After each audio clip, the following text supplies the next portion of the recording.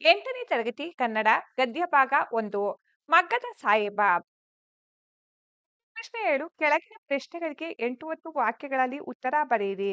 ಪ್ರಶ್ನೆ 33 ಕಡಿಮ ಧನವಂತನಾದ ಬಗ್ಗೆ ಹೇಗೆ ವಿವರಿಸಿ. ಉತ್ತರ ಮಹಾತ್ಮ ಗಾಂಧೀಜಿಯವರ ಪ್ರೇರಣೆಯಿಂದ ಕೆಲವು ಶಾಲೆಗಳಲ್ಲಿ ನವೀನ ಶಿಕ್ಷಣ ಆರಂಭವಾಯಿತು. ಆ ವ್ಯವಸ್ಥೆಯಲ್ಲಿ ವಿದ್ಯಾರ್ಥಿಗಳಿಗೆ ಹಲವು ತರಹದ ಔದ್ಯೋಗಿಕ ಶಿಕ್ಷಣವನ್ನು ಕೊಡುವುದು ಮತ್ತು ಮಗ್ಗದ ಕೆಲಸವನ್ನು ಕಲಿಸುವುದು ಒಂದು ಭಾಗವಾಗಿತ್ತು. ಹುಡುಗ ಕರೀಮನು ಮಗ್ಗದ ಕೆಲಸವನ್ನು ಮೀನು ನೀರಿನಲ್ಲಿ ಈಜುವಷ್ಟೇ ಸುಲಭವಾಗಿ ಕಲಿತು ಬಹು ನಿಪುಣನಾಗಿ ಬಿಟ್ಟನು.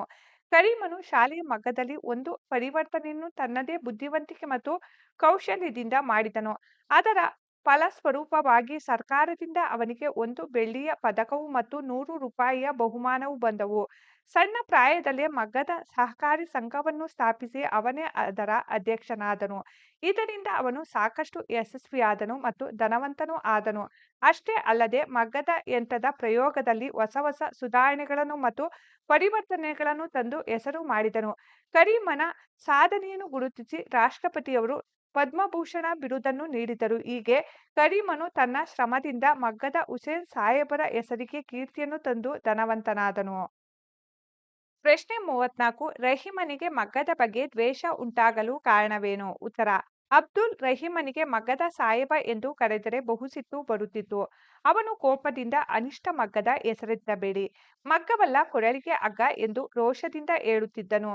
ಏಕೆಂದರೆ ಅವನ ಅಜ್ಜದ ಕಾಲದಲ್ಲಿ ಬ್ರಿಟಿಷರು ಹಗ್ಗದ ವಿಲಾಯಿತಿಯ ಮಿಲ್ಲಿನ ಬಟ್ಟೆಗಳನ್ನು ನಮ್ಮ ದೇಶದಲ್ಲಿ ಏರಿಬಿಟ್ಟರು. ಆ ಬಟ್ಟೆಗಳು ನಿಜಕ್ಕೂ ನಿಷ್ಕೃಷ್ಟ ವಸ್ತುಗಳಾಗಿದ್ದವು. ಒಂದು ವರ್ಷದೊಳಗೆ ಕಳಪೆಗಳಾಗಿ ಅಳುಕು ಚಿಂದಿಗಳಾಗುತ್ತಿದ್ದವು. ಬಣ್ಣವು 2 ತಿಂಗಳಲ್ಲಿ ಮಾಯವಾಗುತ್ತಿತ್ತು. ಆದರೆ ಜನರಿಗೆ ಬೇಕಾದದ್ದು ಹಗ್ಗದ ವಸ್ತುಗಳಾದ್ದರಿಂದ ಹಗ್ಗದ ಮಿಲ್ಲಿನ ಬಟ್ಟೆಗಳದ್ದೇ ಆಧಿಪತ್ಯವಾಯಿತು. ಇದರಿಂದ ಮಗ್ಗವನ್ನೇ ನಂಬಿದ್ದ ನೇಕಾರರು ಬಿಕಾರಿಗಳಾದರು ಮತ್ತು ಅವರ ಅನ್ನಕ್ಕೆ ಸಂಚಕಾರವಾಯಿತು. ಈ ಬದಲಾವಣೆಯಿಂದ ಅಬ್ದುಲ್ ರಹೀಮನಿಗೆ ಬಹಳ ಕಷ್ಟವಾಯಿತು. ಅವನ ಮಗ್ಗಗಳೆಲ್ಲ ಧೂಳು ತುಂಬಿ ಜೇಡರ ಬಲೆಗಳಿಂದ ಹಾಳಾಗಿ ಬಿದ್ದವು.